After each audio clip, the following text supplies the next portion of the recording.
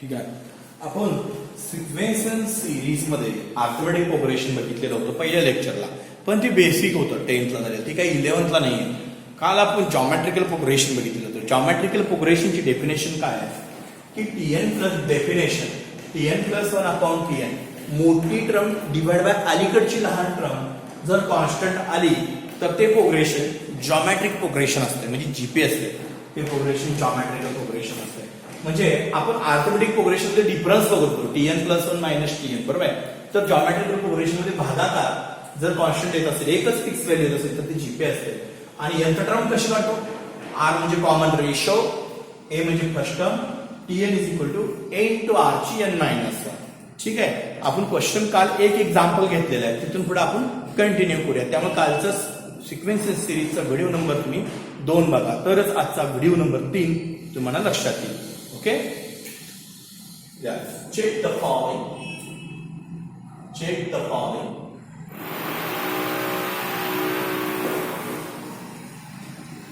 Following sequence are GP, खालील sequence GP मध्ये आहे का? काल एक एक्झाम्पल घेतलं होतं तसंच. इफ सो राईट टीएन असेल तर टीएन काढा. इफ सो राईट टीएन असेल तर टीएन काढा. खालील सिक्वेन्स जीपी मध्ये आहे का आणि असेल तर टीएन काढा. लिहून घ्या example. 1 minus 5 25 minus 125 so on. असं विचारलं. कालचं सोपं होतं, आजचं पण सोपंच आहे, फक्त पुढे लक्ष द्या. हा सिक्वेन्स जीपी मध्ये आहे का हे पहिल्यांदा आपण चेक करूया. Solution given 1 minus 5 25 minus 125 so on. ठीक है. Therefore T1 is equal to 1, T2 is equal to minus 5, T3 is equal to 25, T4 is equal to minus 125. आता सिक्वेन्स मोठी टर्म n प्लस 1, एक न मोठी असलेली टर्म डिवाइड बाय एक न लहान असलेली टर्म कॉन्स्टंट पाहिजे. त्याच्यामध्ये T2 बाय T1 नाव T2 बाय T1 ची व्हॅल्यू किती आहे? minus 5 by 1 is equal to minus 5. T3 by T2 जहां divided by 15 by minus 5 is equal to minus 5. T4 by T3 वर मोठी घ्यायची, वर मोठी टर्म घ्यायची T4 आणि खाली लहान, वर मोठी खाली लहान, वर मोठी खाली लहान, वर मोठी न्यूमरेटरला डिनोमिनेटरला स्मॉल घ्यायची. Minus 125 is equal to minus 5. Then T2 by T1, T3 by T2, T4 by T3 is equal to minus 5 is equal to constant. Answers काय द्यायचं? कॉन्स्टंट येते, दिसते का? ठीक आहे, ह्याचं आन्सर्स कॉन्स्टंट येते. म्हणून therefore ratio of two terms, ratio आता इकडे आपण लिहूया. therefore ratio of any two terms is constant, ratio of any two term is constant. कुठल्या पण रेशो ऑफ टू टर्म्स, ठीक आहे, ratio of two terms is constant. दोन terms मधला रेशो -5 कॉन्स्टंट आहे, बदललाय का? नाही. त्यामुळे given sequence is in GP. Given sequence is in GP. Given sequence is in GP. हे जॉमेट्रिकल प्रोग्रेशन मध्ये आहे. दिलेला सिक्वेन्स जॉमेट्रिकल प्रोग्रेशन मध्ये आहे. Check the following sequence are GP. तर दिलेला सिक्वेन्स जीपी मध्ये आहे. If sir right TN काढा. Now TN चा फॉर्म्युला पाठवा. TN is equal to A into R ची n minus. इथं where A is equal to first term किती आहे? 1. तुम्हाला A माहित पाहिजे, A1 आहे आणि कॉमन रेशो हाच असतो. कॉमन रेशो R किती आहे? -5. हा कॉमन रेशोच असतो, एक प्रकारचा जो रेशोच काढलेला आहे तुम्ही त्याला कॉमन रेशो असं म्हणतो. r is equal to -5. therefore tn मग काय येणार 1 into -5 ची n -1 म्हणजे tn काय आला -5 ची n -1. मग आपला tn बरोबर आहे का हे चेक करण्याची एक आयडिया आहे. n म्हणजे नॅचरल नंबर असतो, n म्हणजे नॅचरल नंबर कन्सिडर. पहिला नॅचरल नंबर कुठला 1 1 - 1 0 -5 ची 0 किती येणार 1. कोणत्याही नंबरची पॉवर 0 असेल तर आन्सर 1, तेव्हा पहिली टर्म काय 1. पण ठीक आहे n बरोबर 2 वापरा 2 - 1 -5 ची 1 इज इक्वल टू -5, तेव्हा दुसरी टर्म -5. बरं -5 3 वापरा, 3 मध्ये 1 2 -5 चा स्क्वेअर 25, कारण निगेटिव्हचा स्क्वेअर पॉझिटिव्ह असतो, क्यूब मात्र निगेटिव्ह येतो कारण पॉवर 3 येते ना त्याची पॉवर 3 येते. त्यामुळे ही आपली nth टर्म बरोबर आहे. therefore nth टर्म आपल्याला काढायला विचारलं. nth टर्मला 1 मार्क असणार. ठीक आहे, ही तुमची nth टर्म झाली आणि दिलेलं सिक्वेन्स कशामध्ये आहे जीपी मध्ये पण आहे आणि असेल तरच nth टर्म काढा. इफ सो राईट tn असेल तर tn काढा आणि tn काढता येतो आणि आपला tn बरोबर आहे. मी चेक केले व्हॅल्यू 1 2 3 4 5 त्या पुढच्या टर्म पण तुम्हाला काढता येतात. लिहून घ्या.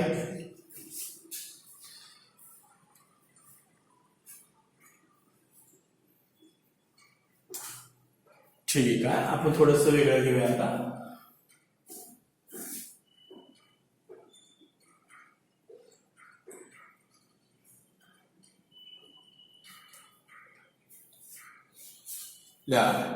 Next question. Check whether the following sequence are GP. खालील सिक्वेन्स जीपी मध्ये आहे का. इफ सो रिटर्न tn असेल तर tn घ्या √5 1/√5 1/5√5 1/25√5 so on. आता एक लक्षात given t1 √5 1/√5 1/5√5 1/25√5 so on. therefore t1 म्हणजेच a is equal to √5. ठीक आहे, t1 t2 1/√5 t1 ला आपण फर्स्ट टर्म म्हणतो, फर्स्ट टर्मला a म्हणतो ना. t3 1/5√5 t4 1/25√5.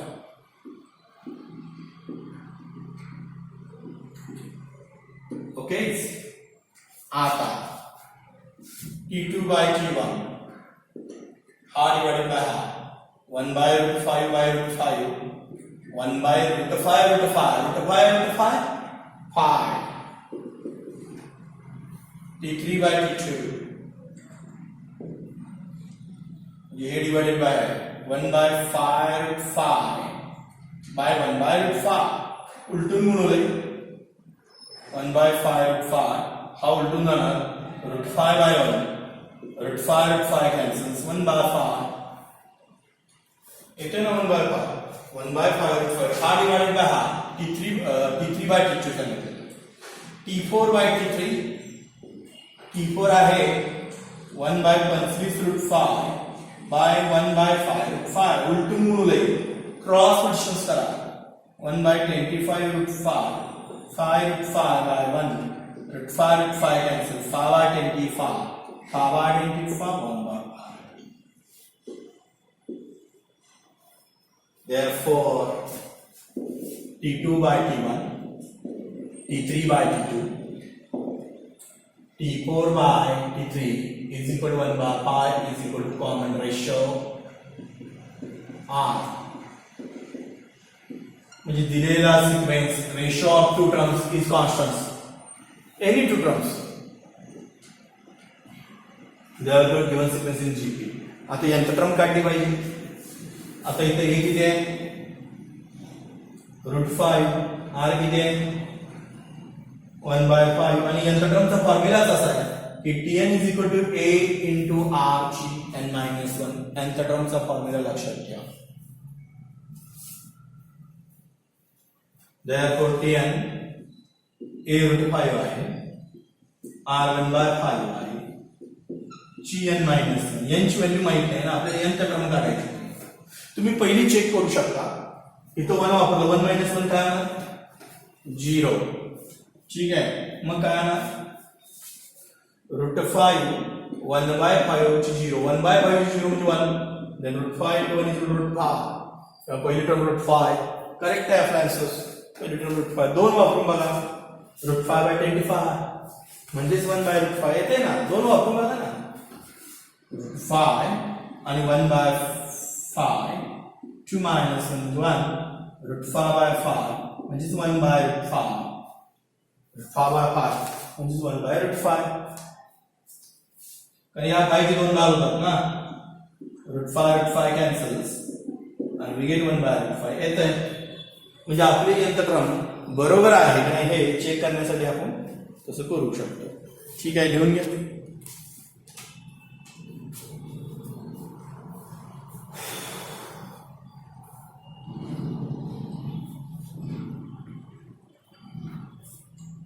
ठीक आहे, थोडंसं वेगळं घेऊया आता आपण. Check whether the following sequence are in GP आणि इट वॉज टीएन. खालील सिक्वेन्स जर जीपी मध्ये असेल तर सोडवा आणि त्याच्यापासून टीएन फाइंड करा. त्याच्यापासून आपण काय फाइंड करूया, टीएन फाइंड करूया. सिक्वेन्स जीपी मध्ये एक नाही पहिल्यांदा चेक करायला, लिहून घ्या 3 4 5 7 सो ऑन.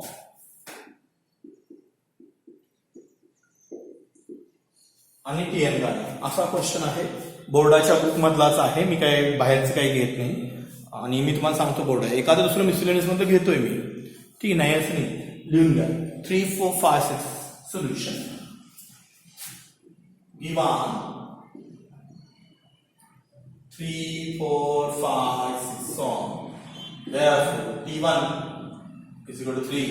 T1 म्हणजे A, फर्स्ट टर्मला आपण A म्हणतो किंवा T1. ठीक आहे, T2 4, T3 5, T4 6. पहिल्यांदा हा सिक्वेन्स जीपी मध्ये आहे का हे बघावं लागणार आहे. म्हणजे त्या सगळ्या रेशनची कॉन्स्टंट व्हॅल्यू आली पाहिजे तरच तो जीपी मध्ये असतो, जॉमेट्रिकल प्रोग्रेशन मध्ये असतो. Now T2 by T1, T2 by T1 or by T2 by T3 by T2. पहिल्यांदा मोठी टर्म डिवाइड बाय आली, T3 by T2 6 by T4 by T3 6 by 5. ओ व्हॅल्यू चेंज आहे, व्हॅल्यू चेंज आहे म्हणजे मी असं म्हणू शकतो T2 is not equal to T1 is not equal to T3 by T2 is not equal to T4 by T3. Equal नाही, ratio of two terms is not constant नाही, हे value constant नाही आहे. सगळ्यांचा 4/3 यायला पाहिजे, पण 4/3 5/4 6/5. त्यामुळे given sequence is not in GP. दिलेला सिक्वेन्स जीपी मध्ये नाही, given sequence is not in GP. म्हणजे दिलेला सिक्वेन्स जॉमेट्रिकल प्रोग्रेशन मध्ये नाही. का नाही आहे, त्याचा कॉमन रेशो आर सेम नाही आहे, म्हणजे त्याचं कॉन्स्टंट सेम नाही आहे, कॉमन रेशो आर सेम नाही आहे. म्हणजे आरच काढता येत नसल्यामुळं तुम्हाला टीएन काढता येत नाही. जर जीपी मध्ये असेल तर टीएन काढता येतो. आर फिक्स्ड व्हॅल्यू नाही ना, कॉन्स्टंट व्हॅल्यू नाही आहे, त्यामुळं TN is not define, TN is not define. त्यामुळे असेल त्यांनी जीपी मध्ये असेल तर टीएन काढावे. It's so right, TN GP मध्येच नाहीये सिक्वेन्स. समजलं, तुम्हाला चेक करायला सांगितलेलं नाहीये. एक होमवर्कला घ्या, check whether the following sequence are in GP. खालील सिक्वेन्स जीपी मध्ये आहे का हे पहिल्यांदा तुम्ही चेक करा आणि असेल तरच टीएन काढा. √3 1 by √3 1 by 3 √3 1 by 9 √3 so on. लिहून घ्या होमवर्कला. तुम्ही तुम्ही सोडवा आणि पर्सनल व्हॉट्सअपवर माझ्या टाका. माझा व्हॉट्सअप नंबर सगळ्यांना माहिती आहे, ठीक आहे. त्याच्यावर तुम्ही सोडवून टाका, मी तुम्हाला लगेच चेक करून पाठवतो. तुम्ही सोडवून तर टाका, ठीक आहे. लिहून घ्या होमवर्कला.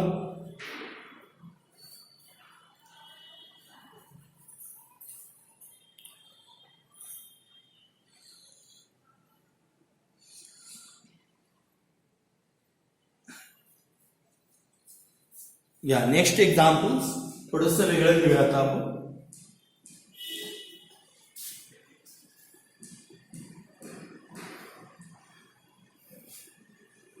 Check the following sequence are Ziffy आणि if so TN. खालील सिक्वेन्स जीपी मध्ये आहे का आणि असेल तर टीएन काढा. असेल तर टीएन काढा. 7, 14, 21, 28 सॉन्ग.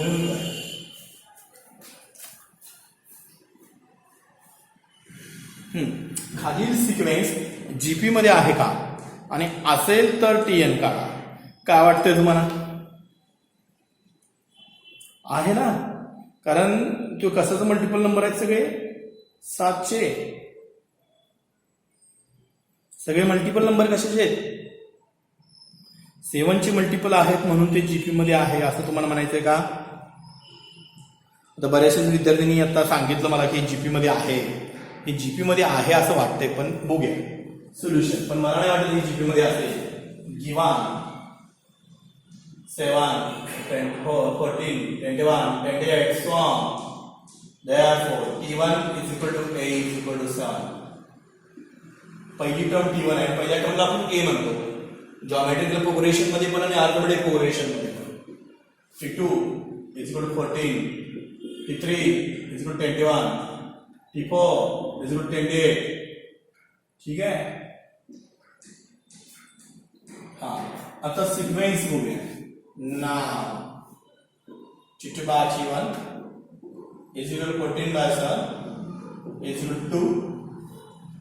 T3 by T2 हा डिवाइडेड बाय हा 21/14 7 2 14 7 3 21 3 by 2 T4 by T3 28 by 21 म्हणजे 4 by 2. काय कॉन्स्टंट रेशो नाही आहे. प्रत्येकाचं डिफरंट आन्सर आहे. 2 3 by 2 4 by 3 डिफरंट आन्सर आहे. Therefore मी काय म्हणतो T2 by T1 is not equal to T3 by T2 is not equal to T4 by T3. Therefore ratio of two terms is not constant. Is not constant ratio. दोन term मधला ratio constant नाही आहे. 2 3 by 2 4 by 3 भिन्न आहे. त्यातले एक जरी different आलं तरी तो रेशो सॅटिस्फाय होत नाही. समजा हे 2 असेल, हे 3 by 2 आणि हे पण जरी 3 by 2 आले, दोघांचे आन्सर 3 by 2 आणि 1 2 असेल तरी पण ते रेशो कॉन्स्टंट नसतात.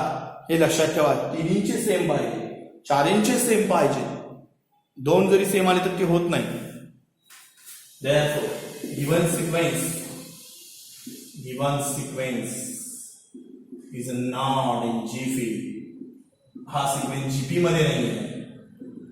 पुन्हामध्ये तुम्हाला काय करायचं आहे? तुम्हाला एवढंच सांगितलं तो जीपी मध्ये आहे का नाही. जॉमेट्रिकल प्रोग्रेशन मध्ये तो सिक्वेन्स आहे का? तर तो सिक्वेन्स जॉमेट्रिकल प्रोग्रेशन मध्ये नाही आहे. संपलं. त्यामुळं आर ची व्हॅल्यू सॅटिस्फाईड होत नाही. म्हणजे कॉन्स्टंट व्हॅल्यू म्हणजेच कॉमन रेशो आणि कॉमन रेशो म्हणजेच आर. आर ची व्हॅल्यू ही सॅटिस्फाय होत्या का? ह्याच्यात आर ची व्हॅल्यू सॅटिस्फाय होत नाही. म्हणजे कॉमन रेशो येत नाही. त्यामुळं टीएन इज नॉट डिफाईन्ड. आणि त्यांनी काय सांगितलेलं होतं? Check the following sequence are GP. खालील सिक्वेन्स जीपी मध्ये आहे का? तर खालील सिक्वेन्स जीपी मध्ये नाही आहे. त्यामुळे TN is not defined. If so right TN. असेल तर टीएन काढायला सांगितलेलं, तर टीएन काढता येत नाही. ठीक आहे. आता आपला पहिला क्वेश्चन पूर्ण झालेला एक्सरसाइज मधला जीपी आहे का नाही आणि असेल तर यंत्र ट्रम्स. आणि यंत्र ट्रम्स सुद्धा कशी चेक करायची मी सांगितलेली आहे. n बरोबर 1 2 3 सो ऑन काही वापरून नंबर्स तुम्ही चेक करू शकता. ठीक आहे. उद्याच्याला जीपी वरचे वेगवेगळे एक्झाम्पल आपल्याला बघायचे